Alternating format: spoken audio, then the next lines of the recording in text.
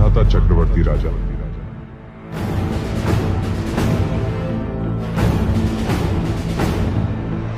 जिसका था पूरी पृथ्वी पर शासन।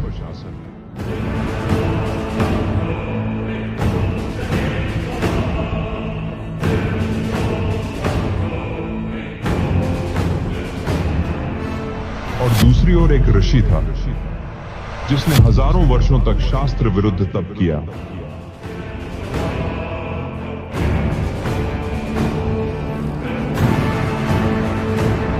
जिससे काल ने उससे एक बहुत बड़ी भूल कराई।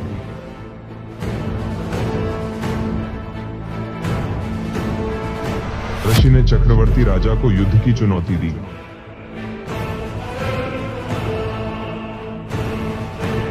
और फिर हुआ ऐसा विनाश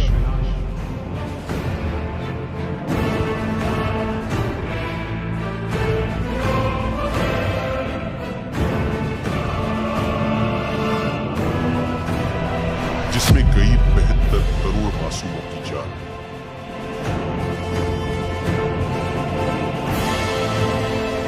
और फिर जो बनी उस ऋषि के पापों की सजा। उस ऋषि के साथ क्या हुआ?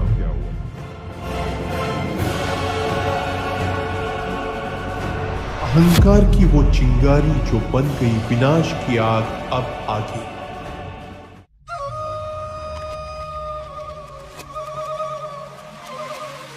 एक मानधाता चक्रवर्ती राजा था। चक्रवर्ती का अर्थ होता जिसका पूरी पृथ्वी पर शासन हो, और छोटे छोटे राजाओं को वो अपने अधीन कर लेता था। और वो राजा लोग फिर उस सम्राट को, चक्रवर्ती राजा को टैक्स दिया करते थे, उसके नौकर समझो। और वो राजा क्या करता था, 1 वर्ष में या 2 वर्ष में 3 वर्ष में एक अश्वमेध यज्ञ किया करता था। एक घोड़ा छोड़ देता था, अपना पर्सनल हॉर्स, अपना निजी घोड़ा, और उसके गले में ये बांध दिया जाता था कि ये चक्रवर्ती मानधाता चक्रवर्ती राजा का घोड़ा है, उस पर कोई सवार नहीं बैठता था। उसके गले में एक पंपलेट लिखकर टांग दिया जाता था। अन्य सैनिक उसके साथ साथ जाते थे। उस पर लिखा हुआ था कि मानधाता चक्रवर्ती राजा का ये घोड़ा है, राजा के पास इतनी सेना है, 72 करोड़, 72 अक्षौणी सेना थी। 72 करोड़ समझ लो, सीधी सी बात। और जिस राजा ने, यानी छोटे राजा को, नरेश को, राजा चक्रवर्ती राजा की पराधीनता स्वीकार ना हो, वो घोड़े को पकड़ ले और युद्ध के लिए तैयार हो जाए। तो वो घोड़ा पूरी पृथ्वी पर घुमाया जहां जहां उनका शासन था। पूरी पृथ्वी पर शासन था, जहां भी वो गए किसी ने घोड़ा पकड़ा नहीं। तो घोड़ा जब जा रहा था, वो भी ऋषि की झोंपड़ी के पास से गए थे और वापस आए जब 6 महीने में, तो तब भी वापस आ रहे थे उसी के पास से। तब राजा, उस ऋषि चुनक ने पूछा कि सैनिकों, इस घोड़े पर क्यों नहीं बैठा, कोई सवार क्यों नहीं है? सैनिकों ने बताया कि ऐसे ऐसे राजा मानधाता चक्रवर्ती का ये घोड़ा है, इस पर कोई बैठ नहीं सकता, और हम इस उद्देश्य से गए थे। सारी कहानी बताई। अब ऋषि ने सोची कि राजा को अभिमान हो गया, इसकी बुद्धि ठिकाने करनी चाहिए। अब देखो, काल का जाल समझो पुण्यात्माओं। ये काल पहले तो इनको एटम बम बनाता है, साधना करवा करवा के, गलत शास्त्र विरुद्ध। कंप्लीट ज्ञान इनको हुआ नहीं, साथ में हठ योग किया, ओम नाम का जाप किया, ये एटम बम बन गए। सिद्धि के बम, सिद्धि होगी इनके मुख में, और रिमोट काल के हाथ में, वहां से रिमोट दबा दिया। इसके मन यो काल है और इसका कंट्रोलर ये ब्रह्म है, मन का। तो चुनक ऋषि ने सोचा कि भाई अभिमान हो गया राजा को, इसकी सेटिंग करते हैं। ऋषि ने कहा कि भी सैनिकों, इस घोड़े को मैं पकड़ता हूं, यानी राजा का युद्ध स्वीकार करता हूं। सैनिक नगेर कंगले, कंगाल तेरा दाने खाने को नहीं, और युद्ध करेगा तू मानधाता चक्रवर्ती राजा के साथ। तेरी क्यों साथ बोल दे रही है, क्यों तेरी सहमत आ रही है? अपना रट ले राम, कर ले जो तेरा काम है, मत मरे बेआई। तो ऋषि ने कहा भाई बांध लिया मैंने, यो घोड़ा बांध दो मेरे वृक्ष के, और न सोच लो मेरी ऐसे ही मौत होगी, पर इसकी अकल ठिकाने करूंगा। अब सैनिकों ने बांध दिया घोड़ा। वो तो चाहे थे कोई शर हुआ हमारा, हम गढ़ा 1 मिनट में। राजा के पास गए और उसको संदेशा दिया कि जी आपका घोड़ा एक चुनक नाम के ऋषि ने बांध लिया। राजन, आज एक व्यक्ति ने आपकी बेइज्जती की है, कल दूसरा शीश उठाएगा। ये सैनिक राजनीति बताते हैं मंत्री लोग, इसको अभी बुराई को कहते हैं प्रारंभ में ही नष्ट कर देना चाहिए। राजा ने कहा कर दो काम उसका। तो 4 टुकड़ी बना ली 72 अक्षौणी सेना की, 18-18 करोड़ की समझ लो, 18-18 अक्षौणी की। उधर से उस ऋषि ने अपने जीवन के जो डले डोए थे, साधना करी थी, हठ योग किया था, तप किया था, उसकी बना ली 4 पुतली, 4 एटम बम, परमाणु बम, वचन से। वचन जैसा कोई शक्तिशाली परमाणु नहीं है। तो ऋषि ने एक पुतली छोड़ दी, एक परमाणु छोड़ दिया। उधर से राजा ने एक 18 करोड़ की सेना की टुकड़ी भेज दी। तो उस पुतली ने, उस परमाणु बम ने, ऋषि के वचन से छूटे हुए परमाणु बम, सिद्धि के बम ने 18 करोड़ सेना को कत्लेआम कर दिया, मार दी। राजा ने दूसरी टुकड़ी भेज दी, ऋषि ने दूसरी पुतली छोड़ दी, यानी 72 करोड़ सेना का नाश कर दिया सैनिकों का। किसने? उस एक काल के पुजारी ने, ब्रह्म के साधक ने। इसके विषय में परमात्मा कबीर जी ने कहा है, 72 अक्षौणी खा गया वो चुणक ऋषि स्वर एक, ये दे धारे जोरा फिर ये सभी काल के बेखे। परमात्मा कहते तुम इनको ऋषि समझते थे, ये तो चलती फिरती मौत थी। मौत, जोरा माने मौत। ये सभी काल के भेख, यानी काल के पुजारी, ब्रह्म के पुजारी। क्या कहा, कितनी मार्मिक बात कही है परमेश्वर कबीर जी ने, यानी उन्हीं से प्राप्त ज्ञान आदरणीय गरीबदास साहिब जी की वाणी से है ये। 72 अक्षौणी खा गया, ओए खा गया यू चुणक ऋषिश्वर एक। ऋषिश्वर यानी ऋषि ईश, और ऋषिश्वर यानी ऋषियों में सर्वश्रेष्ठ ऋषि के ये लक्षण है इस काल के पुजारी के। 72 करोड़ सेना खा गया। बता के शर्मदर्द था इसके। राजा अपना काम करते हैं वो करो, साधक का, संत ऋषि का अपना काम है, उसने अपना करना चाहिए। तो ये काल के भेख ये न्यो पंगे पावे, और काल इनके ऐसे नचाता है इन साधनाओं से। एक तरफ तो इसकी महिमा होगी, भाई चुनक जैसा ऋषि नहीं, सदपुरुष नहीं, उसने ऐसा कर दिया, सब जगह भयभीत हो गए, सब इसका आगे नतमस्तक हो गए, पाक गया चौधरी। अब परमात्मा ने क्या संज्ञा दी है इस नालायक व्यक्ति को कि 72 अक्षौणी खा गया, 72 करोड़ सेना ने खा गया, यू चुनक ऋषिश्वर एक खा गया। यू काल रूप में, काल है ये, ऋषि है ऐसा दुष्ट। फिर कहते हैं दे धारे मौत फिरे, ये सभी काल के भेख। ये ब्रह्म के साधक, ब्रह्म तक के पुजारी, ये सभी काल के भेख, दे धारे जोरा फिरे या मौत फिरे, चलती फिरती मनुष्य रूप में इतने मानस मार दिए, तुम इनको ऋषि कहते हो। तो यहाँ गीता ज्ञानदाता भी कहता है कि ये ऋषि हैं तो नेक, लेकिन तत्वदर्शी संत ना मिलने से मेरे वाली अनुत्तम घटिया साधना में लीन रहे, गति में लीन रहे। अब क्या बनेगा? ओम नाम के जाप से ये ब्रह्म लोक जाएगा, और जो सिद्धि की थी, जो साधना तपस्या की, से ये राजा बनेगा। और जो इसने 72 करोड़ सेना मार दी, वो बैड अकाउंट अलग से लिखा जाएगा, इसको फिर भोगना पड़ेगा। ओम नाम की साधना से ब्रह्म लोक में जाएगा, वहां अपनी पुण्य समाप्त करके इस मंत्र के जाप का नाश करके कमाई का ये वापस आएगा, राजा बनेगा पृथ्वी पर। फिर खूब पाप कमाओगा। राजा शिकार करते हैं, अपने अहम के कारण दुनिया मरवा डालते हैं, कत्लेआम कर देते हैं अपने राज्य के लिए, वो पाप इसके बुरे में लिखे जाएंगे। फिर ये कुत्ता बनेगा और इसके सिर में कीड़े पड़ेंगे इस ऋषि चुनक के, और जितने सैनिक मारे थे वो गिन गिन का बदला लेंगे इसका। तो यहां कहते हैं फिर ये खाक मुक्ति हुई। अब देखिए जगत गुरु तत्वदर्शी संत रामपाल जी महाराज के मंगल प्रवचन। कबीर साहब कहते हैं खोजत खोजत हारिया, अंत कहा निराकार। इनके साधन गलत थे भगवान पाने के और देखने के, अंत में कह दिया भगवान निराकार है। अपना मन गढ़ंत थ्योरी बना ली लोगों ने, तो इनको भगवान मिला नहीं। ये एटम बम बन गए, सिद्धियां युक्त हो गए। जैसे अगस्त ऋषि ने 7 समुद्र पी लिए, के कला टूट गया, इब गधा बने अंडेगा। मोक्ष होगा विधिवत, इन बकवादों से नहीं होगा। इब चुनक ऋषि में इतनी सिद्धि आ गई, सारा बोलबाला हो गया उसका। एक चक्रवर्ती राजा था, मानधाता। चक्रवर्ती माने जिसका पूरी पृथ्वी पर शासन हो। उसके छोटे छोटे राजा लोग उसके पराधीन होते हैं और उनसे वो टैक्स लेता है और वो ये देखता है कि किसी राजा ने मेरी पराधीनता अस्वीकार तो नहीं कर दी है। उसके लिए एक ट्राई करता था, वो अपने निजी घोड़े के आगे एक पंपलेट लगा देता था कि राजा के पास इतनी सेना है और जिसने राजा की पराधीनता स्वीकार नहीं है वो इस घोड़े को पकड़ ले, युद्ध के लिए तैयार हो जाए। इस प्रकार वो घोड़ा छोड़ दिया, साथ में सैनिक, अन्य घोड़ों पर सवार वो खाली। चुनक ऋषि की कुटिया के पास से गुजरे। चुनक ऋषि ने जाते समय भी देखा, फिर आते समय जब सारा घूम कर आगे किसी ने घोड़ा पकड़ा नहीं, युद्ध स्वीकार किया नहीं। चुनक ऋषि ने पूछा कि भी कहां गए थे सैनिकों, इस घोड़े पे सवार क्यों नहीं है तुम्हारे पे? सैनिकों ने बताया कि ऋषि जी, ये मानदाता चक्रवर्ती का घोड़ा है, इस पे कोई बैठ नहीं सकता। इसके पंपलेट पर आगे लिखा हुआ गले में 72 करोड़ सेना है हमारे राजा के पास। तो ऋषि ने पूछा कि कहाँ गए थे, कैसे ऐसे गए थे? ऋषि ने कहा कि किसी ने नहीं पकड़ा ही घोड़ा।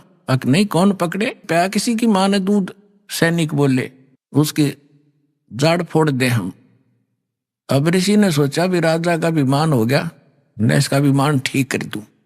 बता, रिमोट काल के हाथ में बना दिया एटम बम पहले चुनक ऋषि, और फिर रिमोट ऑन कर दिया ताकि इसको करता हूं राजा को ठीक। राजा का फील्ड अलग और साधु संता का फील्ड न्यारा, वो क्यों भी बेमतलब टांग अड़ाऊं एक दूसरे के बीच में। अब ऋषि ने जानबूझकर अपना ताकत दिखाने के लिए कहा कि भी इस घोड़े को मैं बांध लूं, मैंने उठ लिया तुम्हारे राजा का युद्ध स्वीकार किया। सैनिक बोले, अगर कंगले तेरे दाने तो खाने को नहीं, क्यों अपनी सामत बोल लेता है, मोल ले रहा है, चुप करके जप ले माला। ऋषि में भी पूरा हंगा पाक रहा था, अरे ताकत रटा नहीं करे जीव है, इसका नाश करा के छोड़ दिया करे। तो उसने क्या कहा कि ठीक है भाई, मेरे भाग में यह लिख रखी होगी, तुम्हारे राजा से मरना होगा, मैंने जाके दो उनको, घोड़ा बांध दो यहीं पर। अब राज सैनिकों ने जाके बता दिया, जी ऐसे ऐसे बात है, एक चुनक नाम के ऋषि ने आपका युद्ध स्वीकार कर लिया। अब मंत्रीगण इकट्ठे हुए कहने लगे, राजन, आज एक व्यक्ति की हिम्मत पड़ी है आपके साथ चीटिंग करने की, कल दूसरे की पड़ेगी। निपदा ईवल इन द बड, बुराई को शुरू से ही खत्म कर देना चाहिए। राजा बोला ठीक है। राजा ने अपनी 72 करोड़ सेना की 4 टुकड़ी बनाई, 18 करोड़ की, 1 करोड़ 18 करोड़ एक टुकड़ी भेज दी। उधर से उस ऋषि ने सारे जीवन में जो डले ढोए थे वो अटपट करके सिद्धियां प्राप्त की थी, उससे 4 पुतली तैयार कर दी, एटम बम 4 बना दिए, परमाणु बम। एक परमाणु छोड़ दिया पुतली, उसने 18 करोड़ कत्लेआम कर दिया। राजा ने दूसरी सेना भेज दी, ऋषि ने दूसरी पुतली, यानी 72 करोड़ सेना का सत्यानाश कर दिया उसे ब्रह्म के काल के पुजारी ने। सूक्ष्म वेद में कहा है, 72 अक्षौणी अक्षय करी, वो चुन कर शीश्वर एक, दे धारे जोरा फिर ये सभी काल के बेख। 72 अक्षौणी अक्षय करी, 72 अक्षौणी खा गया, वो चुनक ऋषिश्वर एक। ओए होए, इनको ऋषिवर ऋषिश्वर कहा करते थे। ओए होए, ऋषिस और ऋषिश्वर, एक तो मुनि, एक मुनिवर, उन मुनियों में श्रेष्ठ, एक मुनीश्वर, उन मुनिवरों में भी और श्रेष्ठ, उसको मुनीश्वर कहा करते हैं। ऐसे ऋषिवर और ऋषिश्वर, जिसको ऋषिश्वर कहा करते थे, उस ऋषिश्वर के ये कारनामे हैं। 72 अक्षौणी खा गया, वो चुनक ऋषिश्वर एक, ये दे धारे जोरा फिरे, जोरा माने मृत्यु, दे धारे जोरा फिरे, ये सभी काल के भेख, ये काल के पुजारी हैं सारे अपने आत्मा। अब क्या होगा, जब तक हम परम अक्षर ब्रह्म कबीर परमेश्वर की सत्साधना पूर्ण संत से लेकर नहीं करते, तब तक हमारे दोनों अकाउंट ओपन हैं, गुड और बैड, पुण्य और पाप। जैसे हम पुण्य करेंगे, जाप करेंगे, कोई कितना ही करो, वो अलग लिखा जाएगा, और बुरा जितना भी करो, छक्का करो, कितना ही करो, वो अलग लिखते रहेंगे। उन दोनों को संचित कर्म कहते हैं। आगे आपको जो भी जीवन मिलेगा उन्हीं से एवरेज निकाली जाएगी। जिसके पुण्य गणे हैं उनके पुण्य ज्यादा एवरेज में, और जिसके पाप गणे उसके एवरेज में पाप ज्यादा। फिर एक मनुष्य जीवन बना के भेज दिया जाता है, और फिर 83 लाख योनियों में वो पाप भोगने पड़ते हैं। तो ये चुनक ऋषि ने जो तप किया, ओम नाम का जाप किया और 72 करोड़ सेना का नाश किया, ये सब अलग अलग लिखे गए। इस ओम नाम के जाप के कारण ये ब्रह्मलोक में जाएगा, वहां पर ठाठ करेगा, अपनी पूंजी का नाश करेगा, फिर पृथ्वी पर राजा बनेगा। तप से राज राज मदमानम जन्म तीसरे शुक्र स्वान। राजा बनकर कर्म फोड़ फोड़ सकता है, पुण्य नहीं कर सकता। उसके बाद फिर इसकी दुर्गति होगी, ये कुत्ता बनेगा चुनक ऋषि, ब्रह्म पुजारी। इसका सर में कीड़े पड़ेंगे, और वो 72 करोड़ सेना जो उसने मारी है उसको चुन चुन का बदला लेंगे। तो परमात्मा कहते हैं सुख संवेद में तुमने उस दरगाह का मैल नहीं देखा, और धर्मराज के तिल तिल का लेखा। इसलिए गीता अध्याय नंबर 7 के श्लोक नंबर 18 में गीता ज्ञानदाता कहता है कि ये ज्ञानी आत्मा है तो समर्पित, लेकिन इनको तत्वदर्शी संत ना मिलने से ये मेरे वाली अनुतम घटिया गति में स्थित रहे, इनका फिर पुनर्जन्म रहेगा। इसलिए गीता अध्याय नंबर 15 के श्लोक नंबर 4 में कहा कि तत्वदर्शी संत की प्राप्ति के उपरांत परमेश्वर के उस परम पद की खोज करनी चाहिए, जो जाने के बाद साधक फिर लौटकर कभी संसार में नहीं आता। गीता अध्याय नंबर 18 के श्लोक नंबर 62 में कहा कि अर्जुन तू सर्वभाव से उस परमेश्वर की शरण में जा, उसकी कृपा से तू परम शांति को और सनातन परम धाम को प्राप्त होगा। उसके लिए गीता अध्याय नंबर 4 के श्लोक नंबर 32 और 34 में कहा कि वो तत्व ज्ञान स्वयं परमेश्वर आकर बोलते हैं, और वो ज्ञान तत्वदर्शी संतों से जाकर समझ, उसके आधार से साधना करने से जब तेरा मोक्ष होगा। गीता अध्याय नंबर 7 के श्लोक नंबर 29 में कहा है कि जो मेरे इस ज्ञान का आश्रय कर लेता है, तत्वदर्शी संत को खोज लेता है, वो जरा और मरण से जो छूटने का प्रयत्न कर रहे हैं उसने तत्वब्रह्म को जान लिया, सारे दातम से परिचित है और सब संपूर्ण कर्मों से परिचित है। तो दास ने भी बता दी, जो जरा और मरण से छूटने के लिए प्रयत्नशील हैं वो तत्वब्रह्म से परिचित हैं, सारे दातम ज्ञान से परिचित हैं, और कर्मों सभी कर्मों से परिचित हैं। जरा माने वृद्धावस्था, एक जोरा, जोरा माने मृत्यु, ये परमात्मा के संत भाषा के शब्द हैं। जोरा माने मौत और जरा माने वृद्धावस्था और मृत्यु। जो इससे छूटने का ही प्रयत्न करते, संसार की किसी वस्तु की इच्छा नहीं करते, वो उस तत्वब्रह्म से परिचित है। तो यहां फिर 8वें अध्याय के प्रथम मंत्र में अर्जुन ने पूछा कि वो किम तत्ब्रह्म। 8वें अध्याय के 3रे श्लोक में गीता ज्ञानदाता ने कहा कि वो परम अक्षर ब्रह्म है। गीता अध्याय नंबर 15 के श्लोक 1 से 4 में उल्टे लटके हुए संसार रूपी वृक्ष का हवाला दिया है कि समझो ये संसार ऐसा है, ऊपर को जड़ तो पूर्ण परमात्मा, नीचे को 3 गुण रूपी शाखा है। और तत्वदर्शी संत वो होगा जो इन सारे संसार रूपी वृक्ष के सभी विभाग बता देगा। अक्षर पुरुष एक पेड़ है, सरपुरुष निरंजन वा की डार, और 3 देवा शाखा है, वो पात रूप संसार।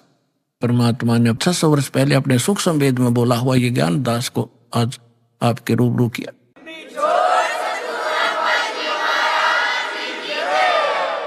फिर गीता अध्याय नंबर 15 के श्लोक 4 में कहा कि उस तत्व ज्ञान के प्राप्ति के पश्चात परमेश्वर के उस परम पद की खोज करनी चाहिए, जहां जाने के बाद साधक फिर लौट कर कभी संसार में नहीं आते।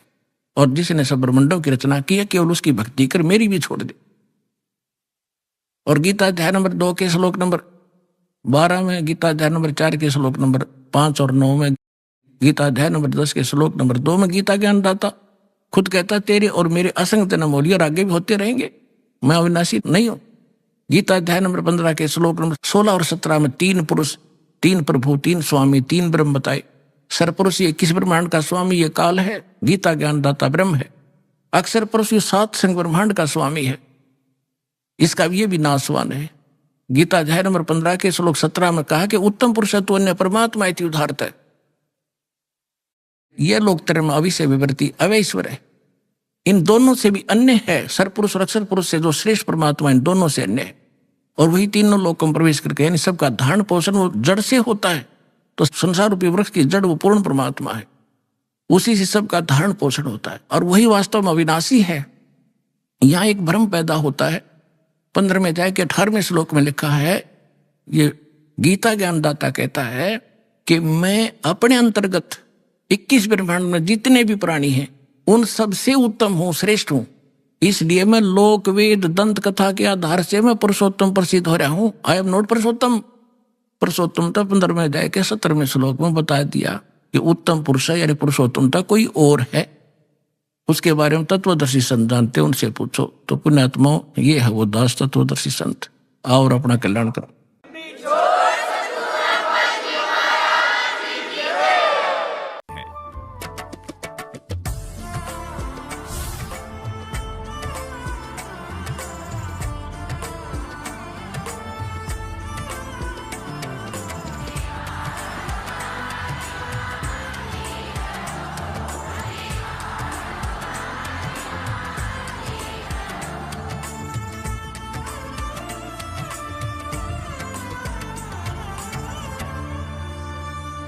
सत साई